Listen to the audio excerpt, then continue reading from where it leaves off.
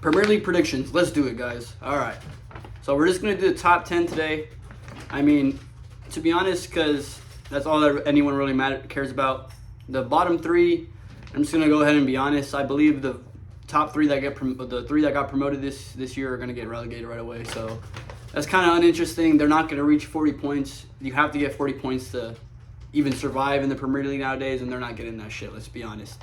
All right. So what we're here for. Number 10, we're going to start off with Crystal Palace. I have Crystal Palace at number 10 just because they've shown signs of being very good. They just beat Liverpool in the Community Shield. They had an impressive performance in that. They outperformed them in certain parts of the game for certain periods of the game for 15, 20 minutes there. They looked good. The only thing with Crystal Palace, the issue I have is that Eze might leave. And if Eze leaves, honestly, I don't really think much is going to go on there. Sorry, my cat just came up on my leg, scared me. But yeah, once Eze leaves, I think that's basically it for Crystal Palace. And well, if he does leave, if he doesn't leave, then we have a lot more to talk about at that point. But I have Crystal Palace at 10, as well as they have to play Conference League because they got kicked out of Europa League, which is that's unjust, unfair to be honest. If Man City and Girona could play the Champions League at the same time, I don't understand why Crystal Palace and I don't know I'm not sure what other club is owned by their owners, but some bullshit. Some political shit. You know how that shit goes, man. But right now I have Crystal Palace at 10 just because of the Europa League, or no, the Conference League play, as well as having to play the Premier League at the same time, as well as EFL, FA Cup. It's going to be too many competitions for such a thin squad. You know how it is. The mid-table teams, they don't really have too much depth around them. So for Crystal Palace, I'm going to go with number 10. Or 10th place. I feel like it's not bad. They may somehow win another trophy, EFL Cup, something slight, but who knows. And number 9, I have Nottingham Forest. Now this is, people may look at me a little crazy for having Nottingham Forest above Crystal Palace, which I don't blame you. I mean, you look at the season they had last season, it was good, but they also lost Anthony Elanga. And they almost lost Martin Gibbs-White, and then everyone's hating on the president right now. But for some reason, I have confidence in Nuno and his defensive abilities. I mean, he's always shown to be a great defensive coach. I mean, with some of his other coaching roles, he's been unfortunate to have bad teams and bad management with him, as well as, or bad, what's the word, bad backroom staff, I would say, or the internal stuff inside the club was very toxic, which is going on at Nottingham Forest as well, to be honest. So I don't know if maybe it's just a law of attraction thing. He brings that energy around him, but I have them at 9 just because I have full confidence in their defense. I feel like they're going to get a lot of draws this year. Maybe not so many wins. Again, if they do win, it's going to be like last season. They're going to be able to win a lot of games 1-0. But I have Nottingham Forest at 9. I have Aston Villa at 8th place. I feel like Aston Villa, they're always so close to being decent. Well, they're decent. They're not. That's the thing. They're always average. Like, I mean, they're not average. It's hard to. There's Aston Villa gives you a lot to hope for, but then they always just take that right away. I mean, you look at the PSG game last year, the Champions League, for example. They were in it the whole time in that second leg. In it. They give you the hope, but then they just rip it right away from you. I mean, and then look at the top 4 finish as well. They needed to beat Man U at the end of the season, in the last game of the season. They couldn't even beat Man United at home. They lost to Man United 2-0 at home. I mean, or at Old Trafford, but to Man United. Who even lost to Man United last year? Let's be honest. If you're losing to Man United, you don't deserve to play in the Champions League. You don't deserve to finish higher than 8th, to be honest. But I feel like Unai Emery is he's going to coach that team to an average finish for Aston Villa, which is 8th. Not terrible, not amazing, but 8th for Aston Villa, I feel like it's pretty decent. At number 7, you know what? I'm gonna do a swap here. Originally, I had Tottenham at 7. But I feel like that's a little disrespectful to Tottenham with the window they're having. And then, well, let me tell you who I had Man United at 6th, right? But let me think logically here. Tottenham just beat Man United in the Europa League last year. They both had padded squads. They both improved their squads. Tottenham has gotten a better manager than they had in the Europa League final. They replaced the manager that they had in the Europa League final that outmanaged the manager that Man United still has. So logically, Thomas Frank should be a better manager than Ruben Amorim. I don't know if my logic makes any sense there, but based off the math in my head, I think Tottenham has, especially with some of the signings. I mean, don't get me wrong, Mohamed Kudus or I don't think his name's Mohamed. Don't. Kudus is a dog. I'm not gonna lie. I like that guy. That guy's a beast. And then Dominic Solanke offers you a lot, as well as Kulusevski. He's always a little bit of a game changer when it comes to the Premier League. He doesn't necessarily give you a ton of GA, but just his play style alone creates a lot of goal threat, and I believe it's going to be good for them. And then as well as I like Bissouma. I like Bissouma as a midfielder. Christian Romero loves supporting Argentina, so that guy's one of my favorite defenders. I hope one day he can get his big move away from Tottenham. But yeah, and then Mickey Van de Ven.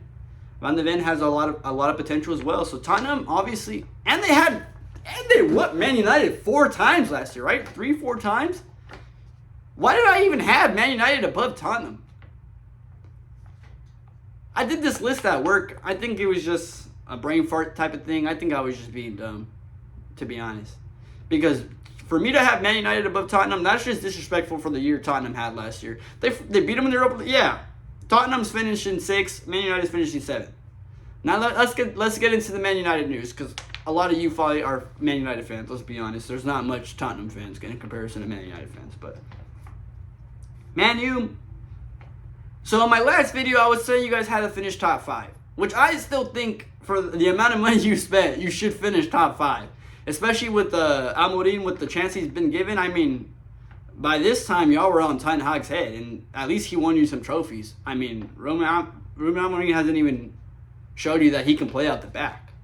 So I think it's starting to build some pressure. Ruben Amorim gets away with a lot because he's a handsome man. Let's be honest. If Ruben Amorim was bald, he wouldn't be getting this treatment, right?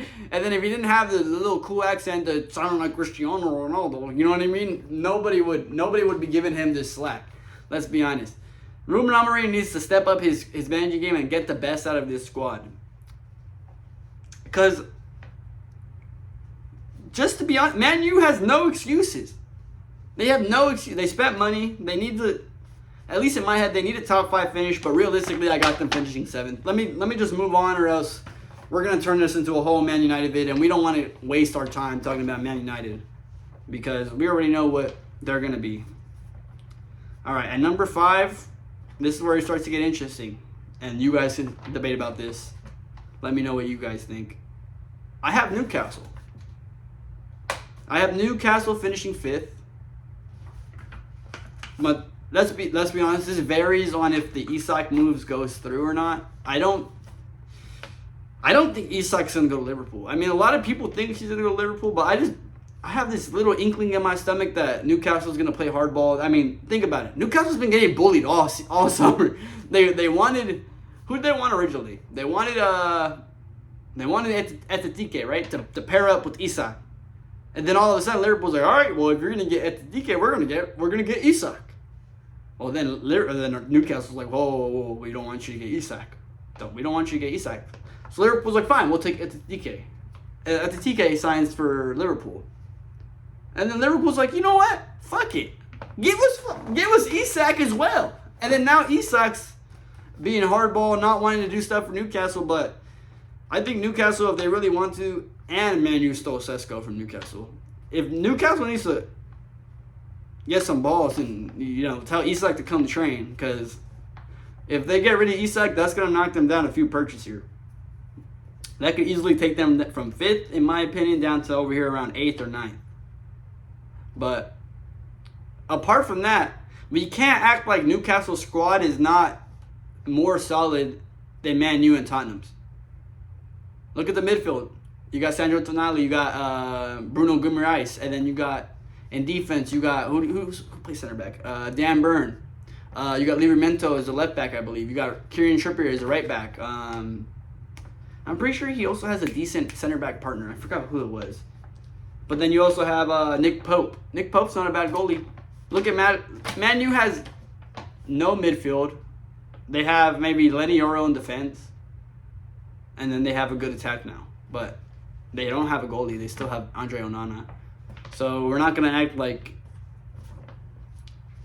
there's a big difference there. Then Tottenham's attack is not nearly as good as Newcastle's. Their midfield isn't nearly as good as Newcastle's. Arguably, their defense is pretty good, I would say, with Christian Romero and Mickey Van de Ven when they're both playing, and then Pedro Porro. They got a decent lineup back there. But Newcastle's got a squad, we're not going to lie. All right, at fourth, I have Chelsea. I know they just came off the Club World Cup.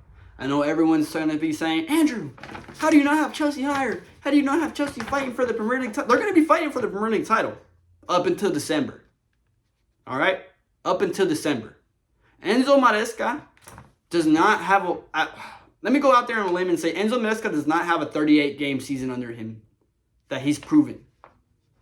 If you go back to Leicester when he coached Leicester City, Leicester won the league by December. There was videos talking about how this was one of the most boring championship seasons of all time because Leicester had won the season by December. And if you look at that Leicester squad, slowly they started playing bad and bad and bad. They didn't play good for the whole season. They had just built such a big gap in between that time that they were so ahead of second place that they were just lollygagging and just terrible for the rest of the season. So Enzo Maresca needs to prove to me that he can put together a squad to play solidly, continuously for a whole season before I start putting Chelsea up there. All right. The top three. I'm going to get hate either way for what I put here, so I'm going to just go out on a limb and say, I'm going to just say the top three back to back. I have Liverpool finishing third. I have City finishing second. And I have Arsenal winning the league. All right? Those obviously can be interchangeable. There's not much difference between the three. The only reason I really have Arsenal above Man City and Liverpool is because of their whole squad as a whole. Well, their squad as a whole, sorry. Excuse me. Arsenal's defense is much more sound and compact than either City's or Liverpool's right now. Apart from maybe Gvardiol, or I don't know how you say his name. Gvardiol, maybe, exactly how you say it. Ruben Diaz for the City. Nathaniel Ake is decent occasionally. Who plays right back for City? Does Mateus Nunes still play right back for City? I mean, they don't really have... You compare that to William Saliba, Gabriel, Calafiori, Luis Meliscali, who plays right back? Ben White or Jurrien Timber. Arsenal's defense is better. And then you go to their midfielder now. I love Zubimendi. Zubimendi, I'm so glad he did not go to Real Madrid. Because Zubimendi is an amazing player. Zubimendi is a tempo setter. And that's exactly what Arsenal needed because Odegaard cannot control a game. Zubimendi is the type of player that's going to control the pace of a game for you. And that's exactly what Arsenal needed. And then on top of that, they have Jokic, their striker now. If Arsenal can get one more puzzle piece in there, they have Madueke, which I hope isn't their last left wing piece. But if they could get another piece in there, another left winger like Rodrigo, or I'm not sure who else would be left winger, but someone in that scenario would be. That's why I have Arsenal at first. Man City at second, just because of the talent level and Pep and his managerial experience. I believe he could still somehow pull this Man City squad to get second or first. But I just think they're a little bit on the younger side now, so it's gonna at least take one season before they win another Premier League title. And then Liverpool at third. I know everyone's going to be looking at me like, whoa, Liverpool's the hyped up one now. How do you not have Liverpool at first? Whoa, how's Liverpool not winning the league? Come on. But I don't buy into hype as much when it comes to players as a Barca fan because you look at Real Madrid last year, and all I heard about all summer. Oh, Mbappe, Vinny, Rodrigo, oh my gosh, oh, Barca better be scared, oh my gosh. And I told my friends from day one, you cannot have 3 left wingers playing together and they're not going to succeed. That's not how soccer works.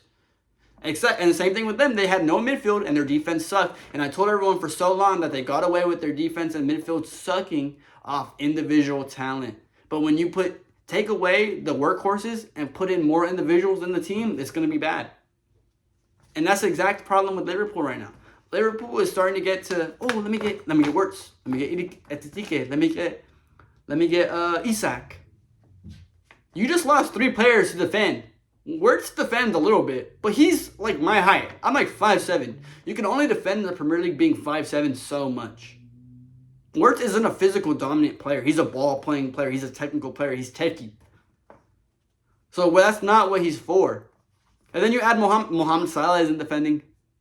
Is he defending? So who's defending for you? Van Dijk, who looks shaky, who's what, 33, 34 years old now? And then who's subbing out Van Dijk when he needs a rest?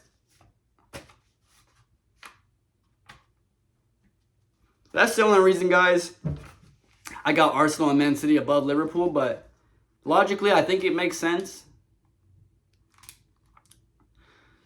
But we'll see how it goes. I mean, you never know with the Premier League. These are obviously my opinions. Hopefully, I get some right, so I don't look like a dumbass in a year. But if I do, if I don't, it's whatever. It's fine.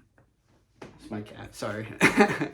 I just want to let you guys know what my predictions were. I mean, I'm gonna do a Ballon d'Or video here soon, probably, and then we're gonna keep it going. Please like and subscribe the video, and I appreciate all you guys. Thank you. Till the next video.